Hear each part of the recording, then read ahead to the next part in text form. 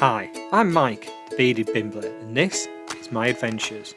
So come with me as we run, walk, crawl and cycle across the many and varied landscapes of the UK.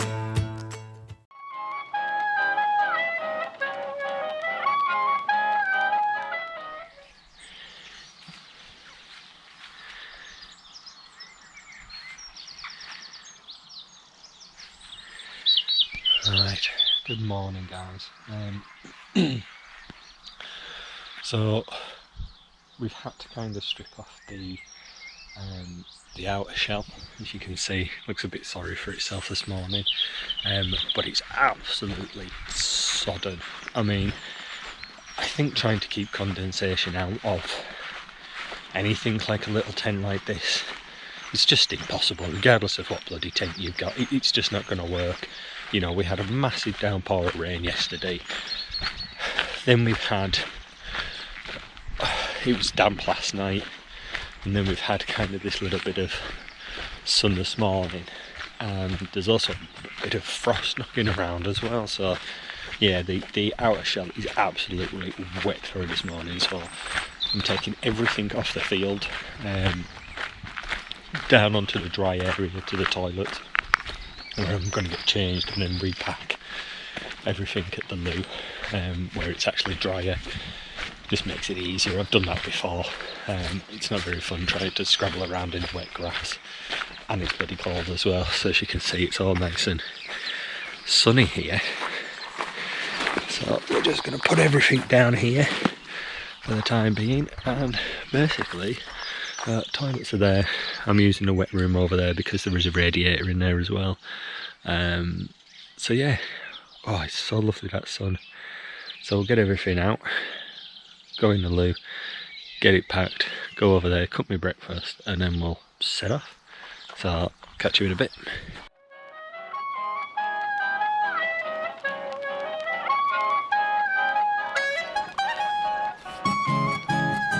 Yeah, so we're leaving Bishop's Castle behind us, and we are getting up and onto the Kerry Ridgeway, which is an exceptionally old droving route for cattle drivers and what have you.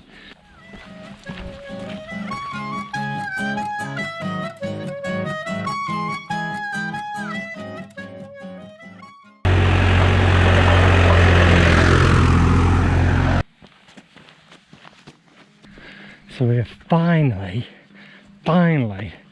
topped out Kerry Lane. I mean, it's about 2 miles of constant hill. I'm not even kidding you. Might even be 2.5 miles. Horrendous. So yeah, sign there says Bishop's Moat, and Mainstone is this way. We're not going that far because we're going to actually hop onto the famous Offers Dyke, which I don't think is actually that far down here. I mean, but look at the view up here. I mean, it's so far reaching. I was wondering why nobody actually built a fort up here or a castle, because literally if you built one up here, you've got like the massive commanding view of the entire valley down there.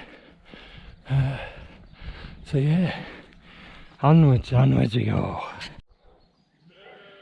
So just coming down into Bishop's Moat, and you know, I was saying it'd be good to build the castle up here because of the views. Well, you've actually got that pile of, well, looks like a pile of mud, is actually the remains of a Motte and Bailey.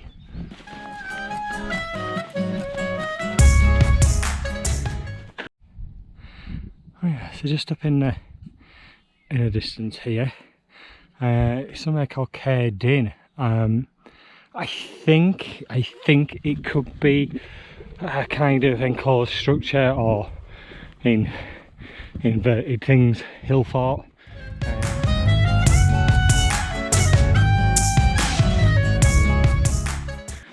The original route carries on and goes up there, so we are going to go down to Lower Edenhope now.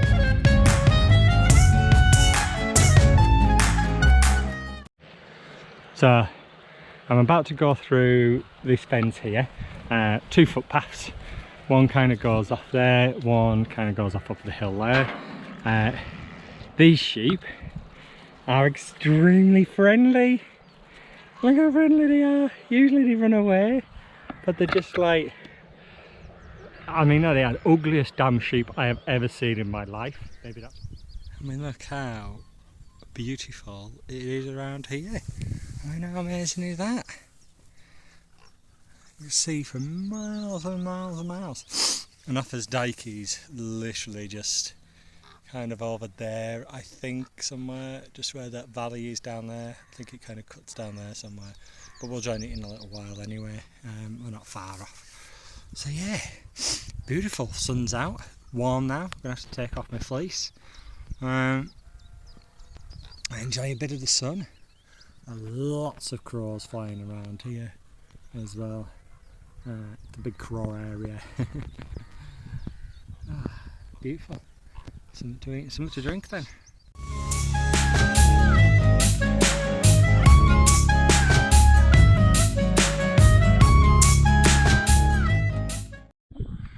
Yeah, I think I've taken a little wrong turn here because I don't actually know where the path went to.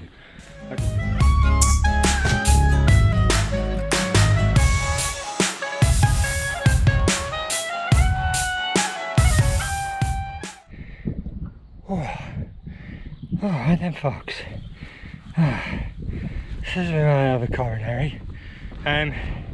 Yeah, we were like way off. I don't quite know what happened there. But yeah, Offa's Dyke. I mean, look at the thing. We've just kind of scrabbled through that woods, as you can see on the video. I had to cross over a fence. Offa's Dyke path is here, but obviously between me and Offa's Dyke path is Offa's Dyke, filled with horrible brush and a river. So back on the path now.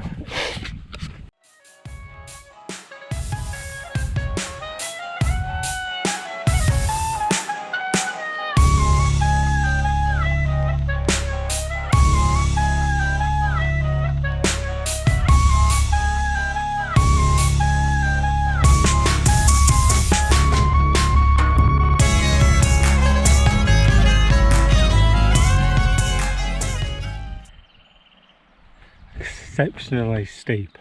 And I might not show it on the camera, but that is steep. You might as well be bloody vertical, and imagine if you're coming up it, you're going hands and knees. The little hamlet or village of Churchtown. I think there's literally just a church, and there's like a house or two up there, and that is it. So yeah, off that hill now. God, my legs are now aching. It's often harder coming down than it is going up, I find. Some more climbing to do now, up and through these woods. Yeah, not looking forward to that. Not looking forward to that at all.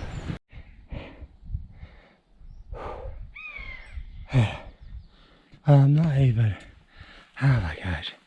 I just took it about half an hour so far. To do like half a mile. Oh, this part of the path, which is Offa's Dyke, is unbelievably steep. It's literally, as that one was like vertical coming down, this one is more or less vertical going up. I mean, I get that Offa didn't like the English, but what kind of a bloody psychopath do you have to be to make your minions dig a bloody ditch all the way up here? Holy god. Oh, I can see the gear anyway, so pretty much at the top of it, but yeah, literally the climb was like this all the way up. Absolutely unbelievable. Oh, no wonder I was knackered when I got to Clun when I ran it. Oh, bearing in mind I'd kind of run all the way from church straight into Clun. So around about 30 miles, I think 36 miles in the end I did. God, I was fit back then. down that hill, up the hill, past that's Middle Nook. I'm not sure what it is, I'll build it. And then back onto the Offa's Dyke path again. Oh my god, I'm so puffed out. Oh, at least the weather's nice. It's really warm.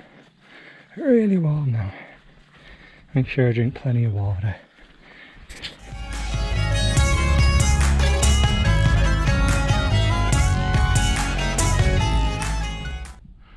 I mean, so Churchtown was 1¼ miles away, which is just ridiculous, and I think it's taken me nearly 2 hours to walk 1¼ miles. Clun is 2 3/4 that way, or Clun is 4.5 that way. I think we're going to go up. We're going to go up. The weather's okay.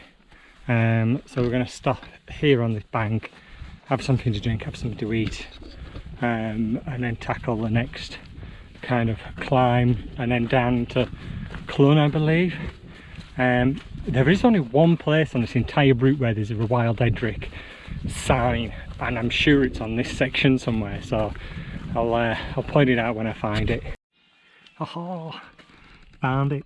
That half-broken sign there is the wild Eadric's Way, and that is the only sign on this entire journey that I've seen. The entire 45 miles of this route, that is the only sign. I mean,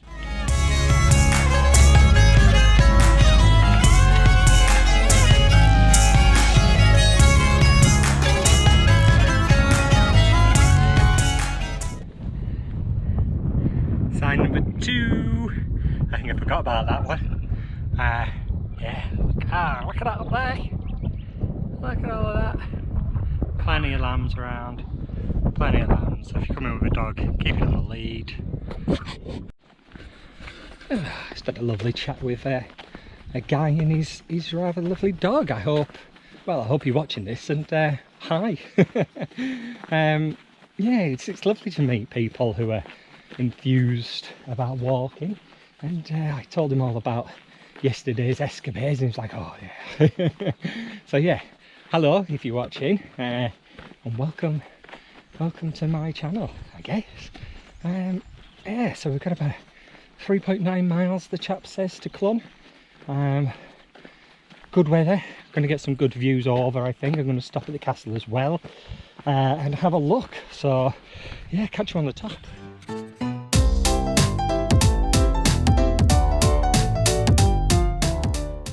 I mean, you know, I've always said, haven't I? I've always been a big fan and a big exponent of saying you don't need to get up high for fantastic views.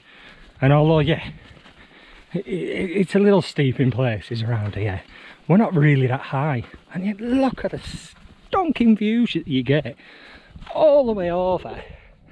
I mean, I don't know if you could pick it up, but I can see wind farm right on the top of them hills, right in the far distance. And I mean, I think that is Clun right over there. But look at the absolutely stunning views you get. Beautiful, beautiful place.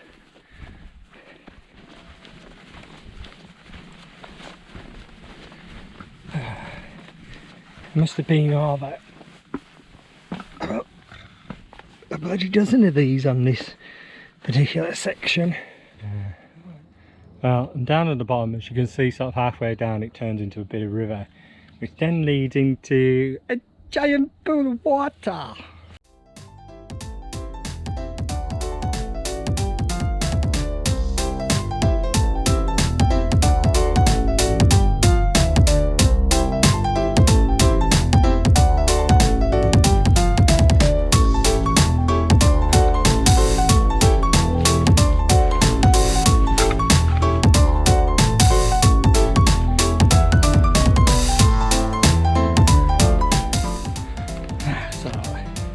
Clun is there. The castle is just literally hiding. You can just see the peak of it above the trees there, looking quite fantastic and resplendent.